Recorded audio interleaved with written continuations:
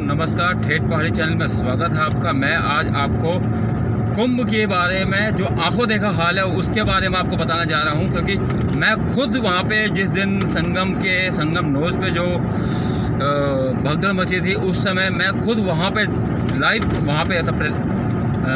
मौजूद था। और उसमें तो मैं खुद मेरे साथ ही और लोग भी मौजूद थे वहाँ पे। कम से कम हम पूरे 7 से 8 लोग वहाँ पे मौजूद थे। एक्चुअली क्या था कि उसको मैं बताऊँ तो सीधा कहा जाए तो व्यवस्था ही कहते हैं इसको, कि व्यवस्था पूरी नहीं थी। क्योंकि जिस हिसाब से इन्होंने ये जो सोशल मीडिया और इसके 144 को जो कहा था ना कि 144 साल के बाद जो ये आ रहा है कुंभ, ऐसी स्थिति और ना ही कभी भविष्य में कोई जो इस समय प्रेजेंट में है, और ना ही जो उनके पहले पूर्वज थे, और ना ही आने वाली जनरेशन इसको देख पाएगी। इसके लिहाजा से वहाँ पे जो भीड़ थी वो कम से कम 4 से 5 गुना बढ़ गई थी, जिसके लिए वहाँ पे जो इंतज़ाम किए हुए थे वो काफ़ी नहीं थे। और वहाँ पे जो हमने जो देखा कि वहाँ की व्यवस्था, वैसे तो उन अपने हिसाब से प्रशासन ने तो व्यवस्था ठीक की हुई थी, लेकिन जो वो वहाँ पे इस तरह का माहौल जो था बहुत ही, अगर कहो तो कि जितनी भीड़ उसमें वहाँ पे आई थी तो उसके हिसाब से व्यवस्था सही नहीं थी। क्योंकि इन्होंने जो मौनी अमावस्या के दिन जो इन्होंने 5 से 6-7 करोड़ जो जनसंख्या आने वाली थी, तो उससे कहीं ज़्यादा उस दिन वहाँ पे जनसंख्या आई और जनसैलाब इतना था। और उसके बावजूद यह था कि प्रशासन ने वहाँ पे ये भगदड़ नहीं बचती। भगदड़ होने के कारण मैं बता देता हूँ आपको, क्योंकि मैंने वहाँ का पूरा मुआयना किया था और एक एक घाट पे जाके वहाँ पे हमने देखा। क्योंकि वहाँ पे एक तो इन्होंने वीआईपी कल्चर को ज़्यादा बढ़ावा दिया हुआ था, सब चीज़ वीआईपी के हिसाब से हो रहा था, और जो आम जनता के लिए वहाँ पे कुछ भी नहीं था। अगर आप कहोगे कि वहाँ पे इन्होंने इतनी चीज़ें व्यवस्था की हुई थी और इतने टॉयलेट बनाए थे सारी, अगर आप वहाँ पे मीडिया में जाके देखो, अगर क्योंकि मीडिया भी वहाँ पे स्वतंत्र नहीं थी। मैं खुद अपने आंखों देखा, लाइव जो मैं देखा था उसके बारे में आपको डिस्कस कर रहा हूँ, क्योंकि वहाँ पे इतनी थी। क्योंकि मैंने मौनी अमावस्या से पहले 28 तारीख को जो स्नान किया था, और स्नान गंगा घाट पे तो बिल्कुल भी वहाँ पे संगम के पास तो कोई जा ही नहीं पा रहा उसी दिन रात को। और जितने भी लोग वहाँ पे जत्थे के जत्थे, मतलब इतने भीड़ थी, और वो जहाँ पे स्नान कर रहे थे और वहीं पे ही लोगों ने अपना पूरा बिस्तर, क्योंकि उन्होंने सुबह शाम को स्नान किया और उसके बाद उनके पास रहने की व्यवस्था नहीं थी। रहने की व्यवस्था ना होने के कारण और वहाँ पे इतना ज़्यादा हजूम लगा हुआ था, तो जो वहाँ पे जनता आई हुई थी उन्होंने जो फैसला लिया कि आज हम जल्दी अमृत स्नान को जल्दी करने के चक्कर में उन्होंने वहीं पे ही रात गुजारने का फैसला लिया। और जिसमें पूरे परिवार छोटे से छोटे बच्चे से लेके बूढ़े तक इतने वहाँ पे, और जिस तरह वहाँ पे रात भर उन्होंने वहीं पे ही बिस्तर लगा के सो गए। और उसके बावजूद जिस समय इन्होंने मौनी अमावस्या में जो स्नान का टाइम था उस समय जो भीड़ आई, एक तो वो भीड़ आई कहाँ से। मेन चीज़ तो यह कि भीड़ आई है तो प्रशासन को भी पता होगा कि वहाँ पे जनसंख्या इतनी थी कि वहाँ पे लोग सो रहे थे और रात वहीं काट रहे थे, तो इसके हिसाब से तो उनकी व्यवस्था पूरी नहीं थी। अगर जब भीड़ आई थी तो उस समय प्रशासन कहाँ था, ये तो प्रशासन को पता भी था कि उस समय कि कहाँ पे कितना है। और हर घाट पे वहाँ पे जनसंख्या बच्चों के साथ, छोटे छोटे बच्चे, यहाँ तक कि छोटे छोटे बच्चे, यार कह नहीं सकता, जो लोग वहाँ पे सो रहे थे ना घाट के किनारे, बस जो कि जल्दी से अमृत स्नान के चक्कर में उन्होंने जल्दी से वहीं घाट पे रुकने का फैसला लिया। क्योंकि इंतज़ाम पूरे नहीं थे, रहने की व्यवस्था नहीं हो रही थी, और वहाँ पे होटल भी, और यहाँ तक कि जो इन्होंने वैन बसेरे बनाए थे वो भी सारे फुल थे। और वहाँ पे भी लोगों ने जो फ्री के वैन बसेरे थे उसमें भी लोगों ने कम से कम बताऊँ 2,000 रुपये पर नाइट स्टे का इन्होंने रैन बसेरे के अंदर। होटल तो दूर, लेकिन रैन बसेरे का भी चार्ज इन्होंने ऐसे जैसे कि कोई होटल में यहाँ पे स्टे करा रहे हो, इस तरह के वहाँ पे माहौल हो रखे थे। और जिसके कारण, क्योंकि बहुत से लोग ऐसे जो गरीब होते हैं उनके पास 1,000 रुपये, वो बड़ी मुश्किल से तो वहाँ पे स्नान करने आते हैं, लेकिन रहने के लिए 1,000 रुपये पर नाइट स्टे करने के लिए, और उसके बावजूद भी जहाँ पे मिल रहे वहाँ पे कम से कम, अगर घाट से कहोगे ना, 4 से 5 किलोमीटर दूर पैदल चल के आना पड़ता था। जिन्होंने होटल ले रखी है उनकी बात बता रहा हूँ मैं आपको। और जो रैन बसेरे भी थे तो कम से कम 7 से 8 किलोमीटर दूर थे। और जहाँ हमने लिया था, मैं खुद अब इसका गवाह हूँ, क्योंकि घाट के पास से मैंने लिया था लेकिन मुझे नहीं लगी, व्यवस्था सही नहीं लगी, तो मैंने उसको कैंसिल करा के फिर मैंने दूसरा जगह यहाँ से कम नहीं तो 8 किलोमीटर दूर संगम घाट से दूर में चला गया। और जितने भी लोग थे हमारे साथ, जितने भी मेरे साथ सर्कल के लोग थे, फैमिली के लोग थे हमारे, और मैं सबको लेके हम वहाँ से निकल चुके। उसके बाद जैसे ही फिर अगले दिन हमने स्नान किया, फिर हम जो 28 तारीख को हमने नाइट में स्नान किया, सुबह किया। उस समय भी वहाँ पे लोग क्या थे कि पूरा दिन वहीं पे घूम के स्नान करके, और फिर उन्होंने 29 को मौनी अमावस्या के नाइट में स्नान करने के लोग वहीं पे ही रुक गए। और एकाएक भीड़ आती है, क्योंकि मैं खुद वहाँ से रात को 11 बजे निकला था। और 11 बजे पहले हमारा प्लान भी यही था कि चलो नाइट स्टे हम यहीं करेंगे, घूमेंगे यहाँ पे करेंगे, उसके बाद थोड़ा देख के उसके बाद घाट देख के हम अर्ली मॉर्निंग का यहाँ से हम जो मौनी अमावस्या का स्नान था उसको करके फिर यहाँ से अपने हम होटल में निकल जाएंगे। पता नहीं क्या है कि भगवान ने या फिर कहो अचानक ही हमें ऐसी सद्बुद्धि कहाँ से आई पता नहीं चला। एक फैसला लिया, चलो जी हम अब सुबह स्नान करेंगे, अभी नहीं, क्योंकि मैं हमारे साथ एक बुज़ुर्ग भी थे, बच्चे भी थे, और इसलिए हमने वहाँ से निकलने में ही भलाई समझी, क्योंकि वहाँ पर रहने की व्यवस्था नहीं थी। मेन था फ्रेश होने का, फ्रेश के टॉयलेट अगर इतने गंदे, टॉयलेट में भी अगर जा रहे पैसे देने के बावजूद भी वहाँ पे बिल्कुल सफाई नहीं थी। और घाटों पे रहने का मतलब ये था कि इस तरीके से हम तो बच गए। और जब मैंने सुबह, मेरे पास अपडेट आई सुबह 3 बजे कि वहाँ पे भगदड़ मच रही है, भगदड़ में 50-60 लोगों की जान गंवानी पड़ी। मैंने कहा ये चीज़ गलत है, क्योंकि जो आंकड़े मेरे पास आए थे, जिस तरह के लोग वहाँ पे सो रहे थे, जिस तरह वहाँ पे जनता सैलाब उमड़ा हुआ था, 50-60 के लोगों की खबर, ये तो बहुत ही कम आंकड़े थे। क्योंकि जो सटीक आंकड़े थे वो कम से कम रात को हज़ारों की तादाद में थे। वो तो मेरे पास भी आ गए थे, सूत्रों के हवाले से मेरे पास खबर आई, और सूत्रों से ही मेरे को वीडियो भी था मेरे पास, अब तो खैर मैंने हटा दिया वो। मेरे पास सूत्रों के हवाले से खबर आई कि इतने लोग वहाँ पे हैं, और आंकड़े कम से कम 50-60 नहीं थे, आंकड़े कम से कम हज़ारों की तादाद में आंकड़े थे। और जो उस समय डिक्लेयर नहीं कर रहे थे, और डिक्लेयर नहीं करने का कारण ये था कि वहाँ पे एकदम से जिसे कहते हैं कि भगदड़ मचना, और उसके बाद जो जनता के अंदर आक्रोश आता, इसलिए प्रशासन ने आक्रोश को सही डिक्लेयर नहीं किया। 50-60 से ज़्यादा तो उसमें बच्चे थे, ठीक है, बच्चे ही इतने थे जो उनका तो पता ही नहीं चला। और जिनको प्रशासन ने आगे डिक्लेयर किया ये भी वीआईपी में से थे, क्योंकि नोज़ पे वीआईपी मूवमेंट ज़्यादा थी, और वीआईपी के हिसाब से वहाँ पे इंतज़ाम किए हुए थे। दोस्तों, अगर बयां करने में भी मेरी आंखों से इस समय क्या बताऊं, मेरे से बताया नहीं जाएगा, क्योंकि इतना बुरा मंजर हो रखा था, हाल इतना बेहाल था। और अगले दिन अब मॉर्निंग में, और सबसे बड़ी गलती प्रशासन ने, जो ये 30 पीपा पुल बनाए हुए थे, इनको जनता के लिए खोला नहीं गया था, जिससे कि जनता में भी आक्रोश का हो, या फिर जनता लाचार थी। क्या कर सकते, क्योंकि जितना इन्होंने वहाँ पे अपना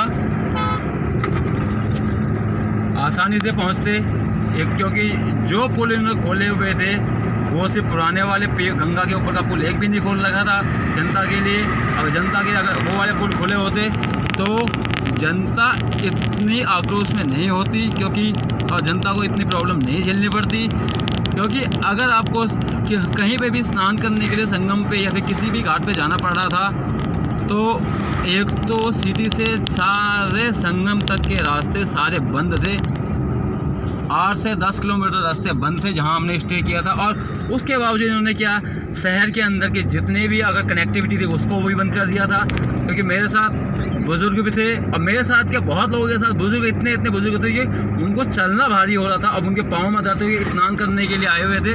और स्नान उस समय तो उनका एक मैराथन से भी, जैसे कहते हैं कि मैराथन या फिर किसी मैराथन से भी, और इंतज़ाम इतने अच्छे नहीं थे। और ना ही क्या कह सकता हूँ इसके बारे में आपको, अगर आप वहाँ जाके देखोगे तो।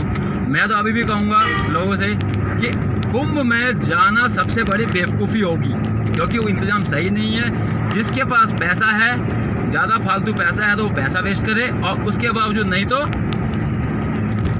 या आपके पास, क्योंकि हर जगह मनमानी चल रही है। जहाँ 10 रुपये का अगर ई-रिक्शे में एक सवारी जाता है तो उसका एक बंदे ने इन्होंने 200 रुपये 150 रुपये की ई-रिक्शे की सवारी, उसमें भी आपको 1 किलोमीटर 2 किलोमीटर छोड़ के आ रहे हैं। और सेम ऐसे ही अगर आपको 8 किलोमीटर जाना है तब 1500-1600 रुपये पर रिक्शे वालों की है ये ई-रिक्शा, जिसे टुक टुक कहते हैं। इन लोगों ने यहाँ पर अलग से एक भ्रष्टाचार का हो या कुछ भी कहो उसको, मतलब कि जितने भी प्रयागराज के वाले इस समय हैं सब ने लूट मचा रखी है। जनता को लूटने के अलावा यहाँ पे कुछ भी नहीं चल रहा है। और नाम तो सिर्फ एक महाकुंभ का है, लेकिन पूरा इलाहाबाद, मैं अभी भी कह रहा हूँ, जो भी बिजनेस रिलेटेड से कहते हैं कि पूरा इलाहाबाद ट्रांसपोर्टेशन के लिए जनता को लूट रहा है। बाइक वालों ने 2 किलोमीटर 3 किलोमीटर के लिए 200 रुपये सवारी, 2 किलोमीटर का 3 किलोमीटर का सिर्फ बाइक, जो टैक्सी प्राइवेट बाइक टैक्सी इन्होंने। और पुलिस वाले भी ई-रिक्शे वाले को जाने नहीं दे रहे, और उसके बावजूद बाइक वाले को आराम से जाने दे रहे हैं। और जहाँ है वहाँ तक बाइक के लिए अलाउड कर रखा है, जबकि ई-रिक्शे को आराम से जाए, हाथ गाड़ी घोड़े नहीं जा सकते, उनको अलाउड नहीं कर रखा है। अगर जो जाना भी चाहता है तो उसको मार के, एक को तो मेरे सामने पुलिस वाले ने इतनी बुरी तरह मारा। अरे रिक्शे वाला है, वो अपनी रोजी रोटी कर रहा है, उसको नहीं जान दिया, उसको बुरी तरह मारा, उसको निकाल दिया, रिक्शा तोड़ दिया।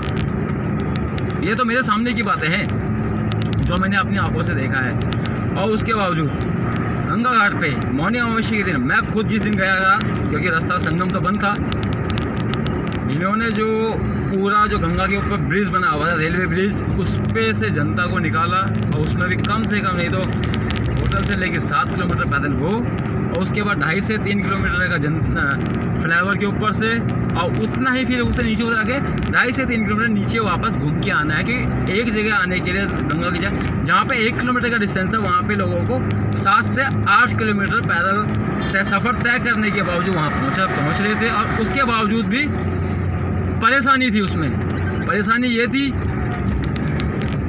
अगर आपको कहीं पे भी कोई व्यवस्था नहीं थी, मतलब अगर कहीं जा रहे हैं, भीड़ आ रही है, धक्के मुक्के। और सबसे पहले गंगा का जो किनारा घाट था, जहाँ पे इन्होंने भगदड़ के बाद जो जनता के लिए खोला हुआ था, वहाँ के हाल तो ऐसे थे। संगम तक जा रहे हो, संगम के घाट तक गए, मैं खुद गया घाट तक। और कई जगह तो मेरे साथ जो मेरे साथ के जो थे, मेरे फैमिली मेम्बर थे और मेरे सहयोगी जितने भी थे, मेरे मित्र वगैरह जो भी थे हमारे साथ में थे, कई बार तो ऐसा लगा कि अभी इस चौराहा है, कोई नहीं, मतलब कहीं से भी कोई भी कहीं से भी आ रहा, धक्का दिया, धक्का देते के साथ एक जगह पर तो मेरे फ्रेंड जो थे वो गिर गए, कई बार गिरने, क्योंकि उनके गिरने से बच गए। धक्का इतना तेज़ था और धक्का भी ऐसा था, और उसके बावजूद बड़ी मुश्किल से हम गए गंगा घाट तक। गंगा घाट पे भी ऐसी हालत हो रही थी कि आप वहाँ पे कपड़े नहीं उतार सकते, आपके पास कपड़े उतारने का टाइम लगा, जहाँ आप झुके तो समझ लो कि आप वहाँ दब गए पूरे। इतनी थी, इतनी तादाद में भीड़ हो रखी थी। भैया हमने तो स्नान किया, और किया तो बड़ी मुश्किल से किया, लेकिन ज़िंदगी भर अगर कोई भी, उसके लिए मैं लाइव कहे ना मेरे से, मैं खुद लाइव दूंगा उसके लिए कि क्या स्थितियाँ हो रही थी। और वहाँ पे बुज़ुर्गों का तो हाल बहुत बुरा था। अगर वहाँ पे देखा जाए कि मृत्यु दर तो इतनी थी, बहुत ज़्यादा, 50-60 नहीं, हज़ारों के तादाद में वहाँ पे इंजरियाँ हुई थी, हज़ारों के कैजुअलिटी इतनी हुई थी, हज़ारों के तादाद में कैजुअलिटी थी ये संगम के भगदड़ वाले दिन। दोस्तों मैं तो यही कहूँगा आपको कि अभी कुंभ नहाने से बढ़िया सबसे पहले आप अपने फैमिली को देखो, क्योंकि किसी के घर में जो उसमें कैजुअलिटी हुई थी, क्योंकि किसी के घर में एक ही कमाने वाला होगा, किसी के उसमें घर परिवार में पूरा एक ही जिसके ऊपर पूरा परिवार डिपेंड था, और किसी का पूरा परिवार का परिवार ख़त्म हो गया। और किसी के तो क्या कहूँ उसको, इतना बयान नहीं कर पाऊँगा अपने मुँह से मैं, क्योंकि दर्द इतना है उनको, उनके बारे में सोच के, उनके घर वालों के बारे में सोच के। किसी का तो पूरा परिवार का परिवार तबाह हो गया वहाँ पे। ये है कुंभ की व्याख्या। यह था कुंभ 2025, ये था महाकुंभ प्रयागराज, लूट का कुंभ जिसे कहें, या फिर मौत का सौदागर, या फिर मौत का कुंभ कहो, या फिर दर्दनाक भयावह पूरे परिवारों को मिटाने वाला कुंभ कहो इसको, या फिर प्रयागराज से, क्योंकि प्रयागराज सिर्फ जाना जाता है एक पवित्र तीर्थ की नगरी के लिए। और मैं तो ये कहूँगा, या फिर इसको कुछ लोगों के लिए ये मोक्ष का कुंभ, मोक्ष धाम बन के आया। और मैं अभी भी यही कहूँगा कि आप लोगों को जाने से बढ़िया, सबसे पहले कुंभ जाने से बढ़िया अपने परिवार को देखें, क्योंकि वहाँ जाने का मतलब अभी भी वहाँ जाने का कोई फ़ायदा ही नहीं है।